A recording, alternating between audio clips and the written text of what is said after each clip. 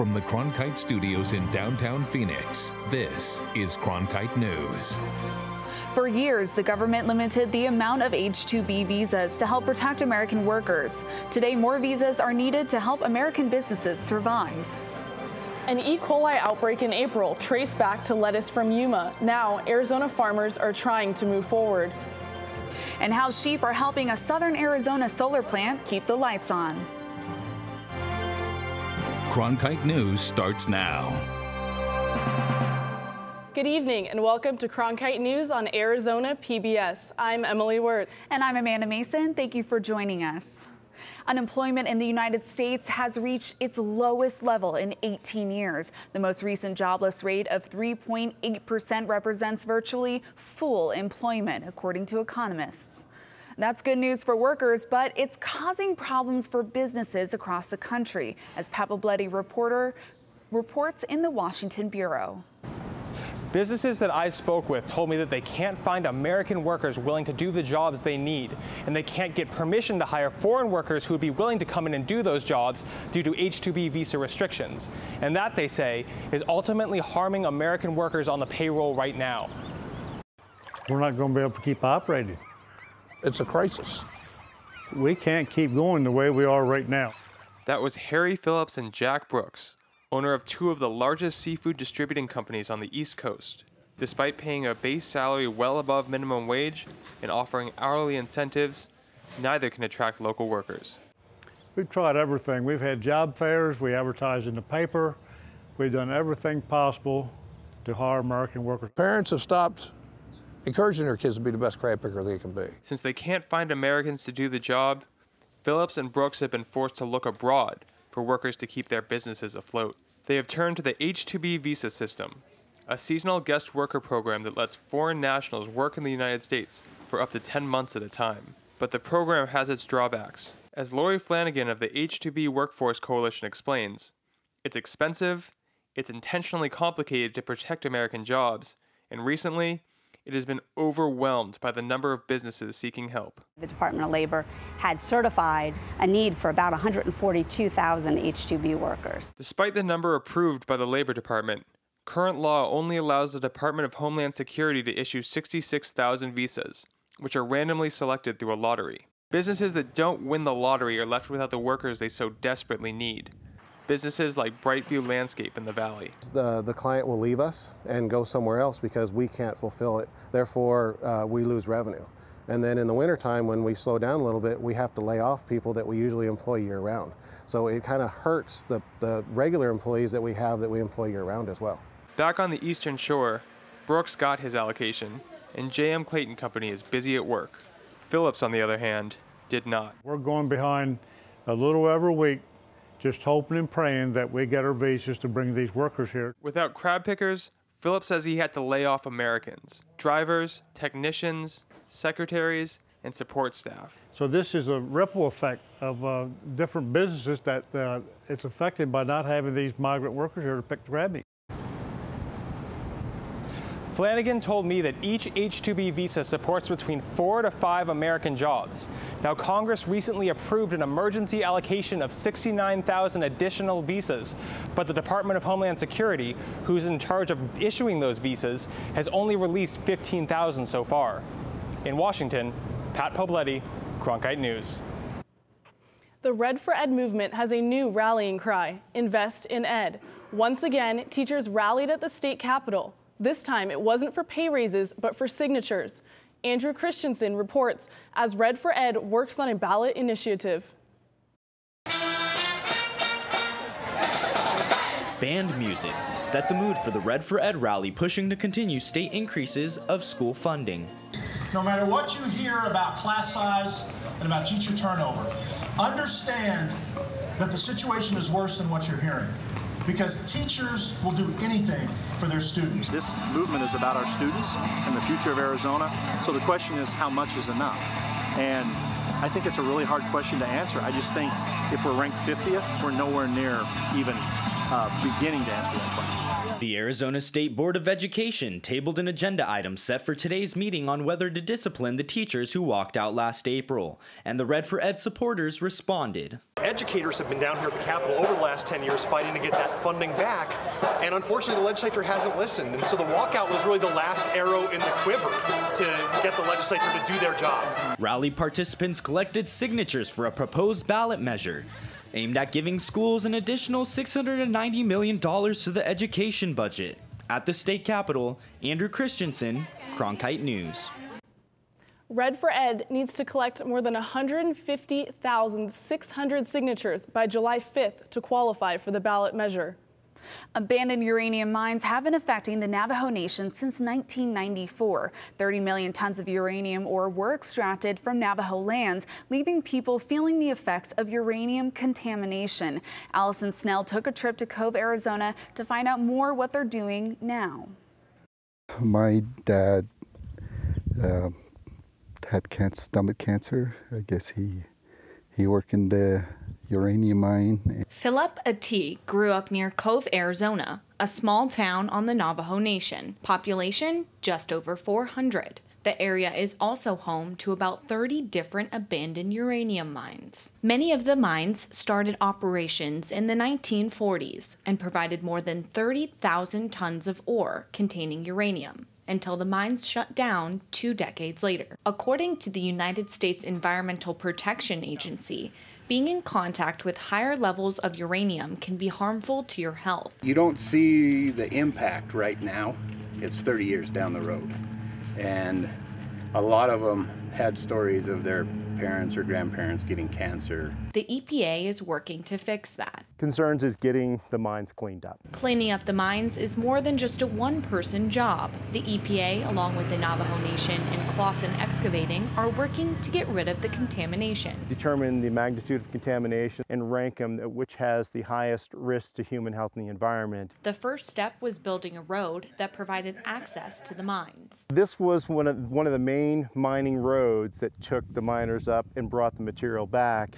And the condition of the road, it didn't have any drainage, generally couldn't get through with even Jeeps. So with this road improvement, it's allowing us to bring more teams up and to actually work on these mines more efficiently and get to cleanup sooner.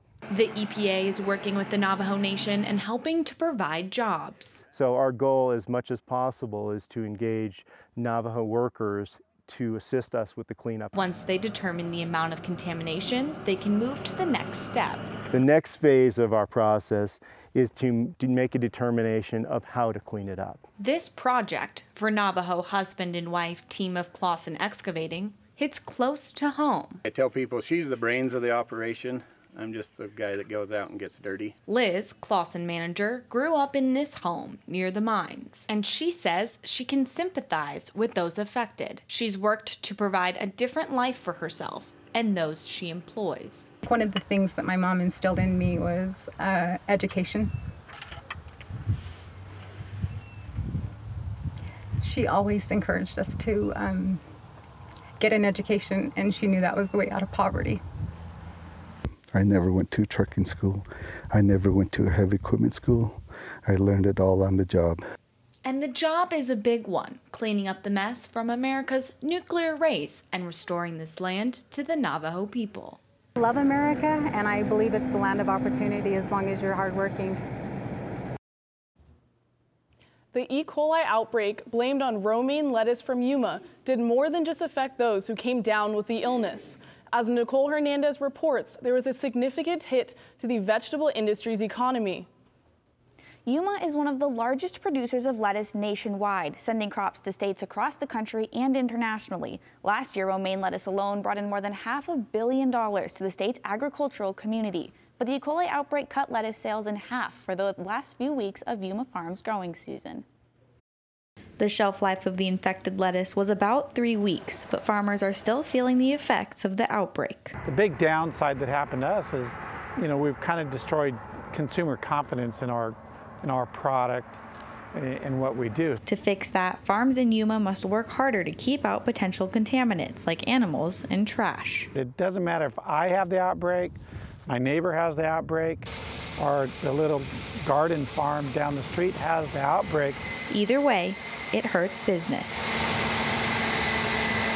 When the lettuce industry in Yuma suffers, it affects more than just the farms. Its industry is so large that it affects large companies nationwide, costing companies like Kroger big bucks. They're going to take a loss on that product. They can no longer put it out on the shelves. They're going to have to dispose of that. There's also costs associated with informing the public. Now that there's no more health concern with lettuce, farmers must work to regain the consumer's trust before the next growing season this November. And then the question is, what can we do as farmers so that doesn't happen again? To start, farmers can build more fences around their crops and increase the amount of pathogen testing they do throughout the growing season. One thing you can do to help maintain food safety is always wash your fruits and vegetables under running water before eating them. Nicole Hernandez, Cronkite News. When you think of sustainable energy sources, you might think of solar power. Well, it turns out solar needs more than just the sun to keep things running. Coming up on Cronkite News, the living lawnmowers, how sheep are being used as a green alternative. Plus, lessons learned from hurricane recovery efforts in Puerto Rico that can help us right here in Arizona. As journalists at Cronkite News, we report on stories that matter to you by focusing on the local impact. We dig deeper and work tirelessly to keep you informed. Live in Wickerburg. Live in Los Angeles. In Cleveland. In Washington. In Louisville. From Jerusalem. Live in Philadelphia. From around the world to right here in Phoenix. At Cronkite News, we report the facts and stick to the truth. I'm Judy Woodruff, anchor and managing editor of the PBS NewsHour. The journalists of tomorrow face a fast-changing media landscape, but quality news remains vitally important to our communities, our country, and our world. At ASU's Walter Cronkite School of Journalism and Mass Communication, students learn solid, reliable reporting, holding the powerful accountable, and rebuilding the public's trust. The Cronkite School and Arizona PBS, preparing the next generation for a stronger future of journalism. A solar farm in Wilcox is using a unique sustainable system on 4 legs to mow their lawns. I spoke with Tucson Electric Power, who buys the energy from the Red Horse Solar and Wind Project, and a farmer who helps keep the environment surrounding the panels contained. Hidden among these 250,000 solar modules stretching across the desert in Wilcox are dozens of sheep. What we hear is that the sheep are cute, and they're cute. And they keep the lights on, so they're sort of like, partners that get paid in shrubbery.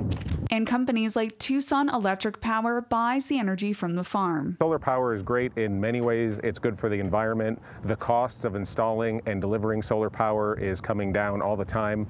And one of the things that we look for are ways to make solar energy more reliable. According to Tucson Electric Power, the solar field can provide them with up to 71 megawatts of clean power, and 1 megawatt can provide power for 211 homes for a year. While the panels are collecting the sun's energy, on average 200 sheep mow the grass below the panels.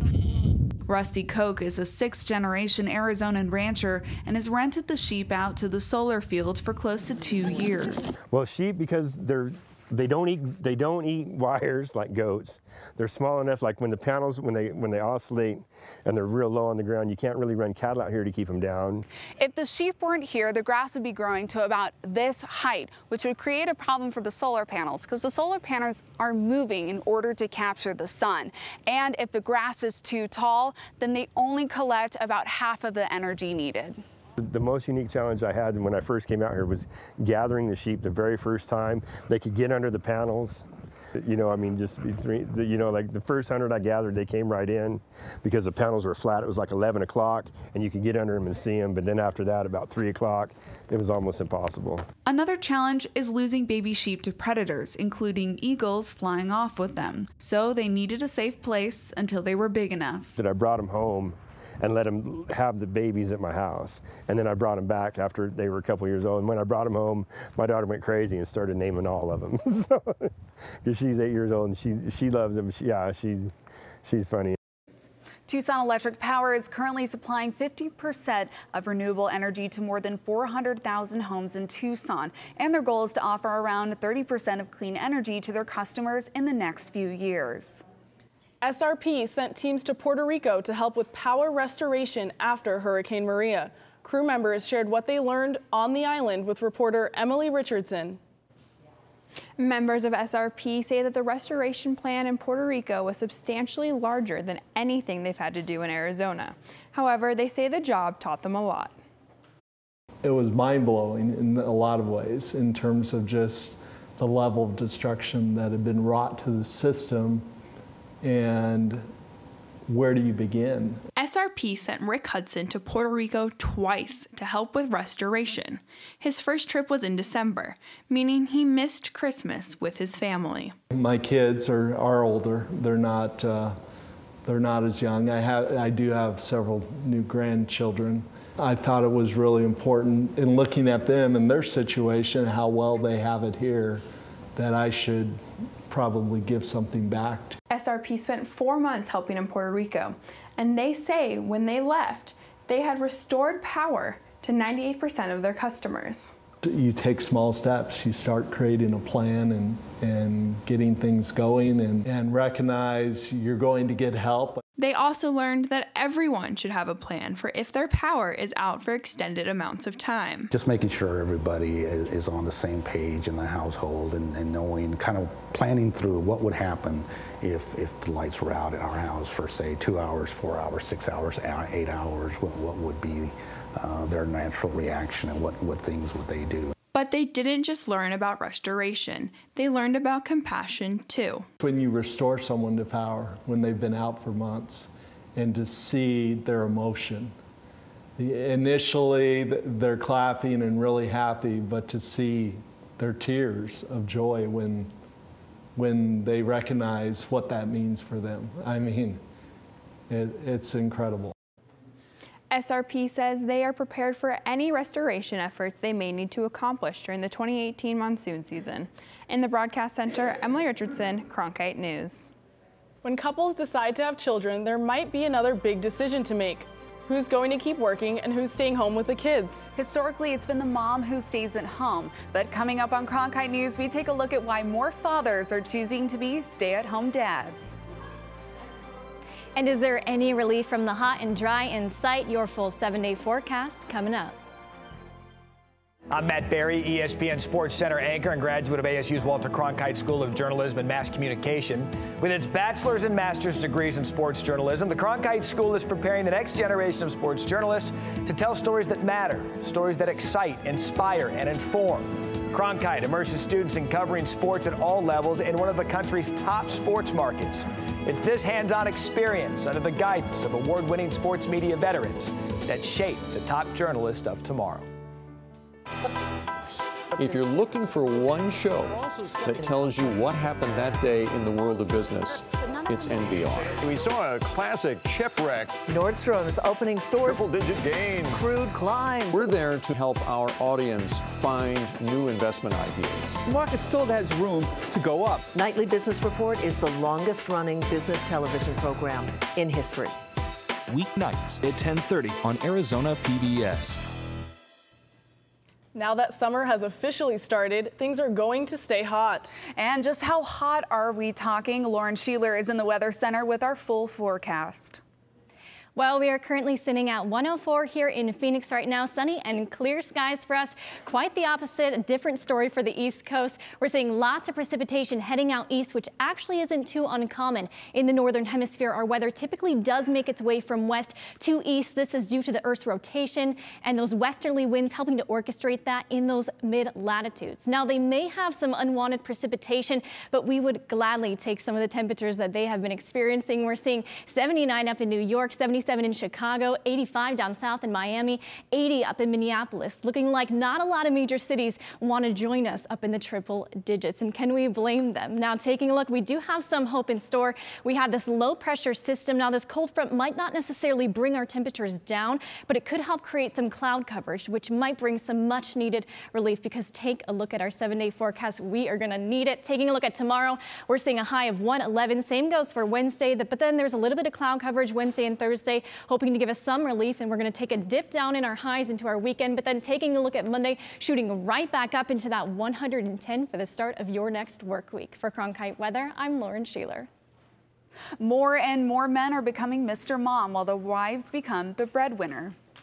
Nia Rowan joins us live from our Los Angeles bureau with more on this trend. Stay-at-home dads have been on the rise in Phoenix and here in Los Angeles.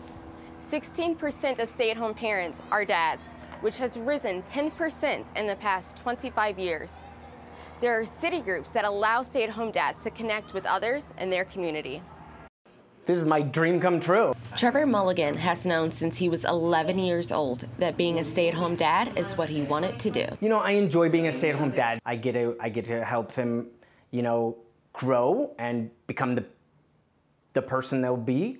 And I think that's the most amazing thing, to be able to help build a foundation for them to have a happy, wonderful life.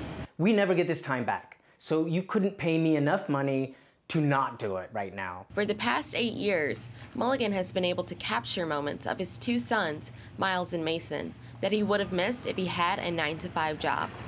They've both been swimming since they were babies. And you know, the first year and a half, nothing happens. They're just in the water and they don't know how to swim. They don't understand it. And I remember the day where my oldest all of a sudden went, oh, and he started swimming. And it was just done, but it was like I could see the light all of a sudden go on, you know, and that was the most amazing thing ever. We make up lots of the games. We play like don't cross the blue line. So there's a blue line in the pool. So like my dad makes sure that we don't cross it by throwing us back whenever we come. According to Zillow, Los Angeles is number 4 and Phoenix is number 8 for most common stay-at-home parents. But when it comes to stay-at-home dads, LA is 23 and Phoenix is 31. I think being a stay-at-home dad is different vibe than when mothers stay at home. And I don't care what gender you are, it's hard work. Although Mulligan says he does get weird looks sometimes, he thinks that staying home with his boys is giving them a better experience than anyone, including his wife, could have given them. There are city groups in 34 cities as of right now for stay-at-home dads to connect, including in Arizona. Mulligan was the co-founder of the group here in Los Angeles. There are events for the dads to share experiences and have Dad's Night Out, as well as playdates and beach days with the kids. In Los Angeles, I'm Nia Rowan for Cronkite News. From virtual reality to the birth of esports, video games are becoming a norm in society. But how much is too much? Coming up on Cronkite News, the warning signs to look for before you come down with a gaming disorder. I like working for Cronkite News because it gives us the opportunity to find a different angle on the same stories that every other news outlet is covering across Arizona. As students, we have the opportunity to cover issues all across the state of Arizona. It gives me a good chance to sharpen my skills, improve my skills, learn the techniques in a newsroom and in the programs and teamwork and technology, getting me prepared for the real world. And at the same time, I think we do a great job, make some great stories, do great journalism for the city of Phoenix and the state of Arizona. I'm Ted Simons, host and managing editor of Arizona Horizon. Join us each weekday at 5:30 and 10 as we bring you the top newsmakers who impact the state. We cover the stories in depth that shape and affect our local communities, and we take the time to ensure that all voices are equally heard. For more than 30 years, Arizona Horizon has been your voice and your source for what matters most, right here on Arizona PBS. The World Health Organization is classifying excessive gaming as a disorder, a move health professionals are applauding while some from the gaming community are pushing back. Cronkite News reporter Carino Haro heard from both sides of the issue. Gilbert 21-year-old Habib Matar has been an avid gamer for as long as he can remember, dedicating large portions of his day to League of Legends in addition to a full day of school. When I was 13, it really kicked off this, as I said, maybe 5-6 hours a day of gaming. Looking at it now and back then, I would say it's excessive. For some of the more than 2 billion gamers worldwide, this excessive gaming could now become part of a medical diagnosis recognized by the World Health Organization. For the first time, the WHO lists gaming disorder as a mental health condition in the latest edition of its International Classification of Diseases. Although the classification is new, its symptoms are not. Grand Canyon University psychologist Daniel Kaufman works with people for whom gaming has become much more than a hobby. They're coming to me because they're experiencing depression, anxiety, relationship conflict, or even career or academic difficulties. And they start to see the games as an obstacle or a barrier to their success. The WHO says for avid gaming to elevate to a disorder, it should be, quote, of sufficient severity to result in significant impairment in personal, family, social, educational, occupational, or other important areas of functioning and would normally have been evident for at least 12 months, end quote. For Matar, he wants to make sure the new classification doesn't demonize gamers. I don't understand why we would go and like put tags and try and punish a media or a person for what they like to do. Matar says he now plays 6 hours a week versus the 6 hours a day he played when he was younger. In Phoenix, I'm Karine Haro, Cronkite News. The Entertainment Software Association, an organization that represents many U.S. gaming companies, issued a statement in response to the WHO's release, which says in part, quote, gaming industry leaders worldwide are urging caution regarding the WHO's new classification as it may lead to misdiagnosis of real mental health conditions. Cronkite News is proud to be the news division of Arizona PBS. Here's what's coming up on PBS NewsHour. I'm John Yang on the next NewsHour. The challenge of taking away guns from the elderly who suffer from dementia. That's Monday on the PBS NewsHour. That's it for Cronkite News tonight. Thank you for joining us. For top Arizona stories anytime, go to cronkitenews.azpbs.org.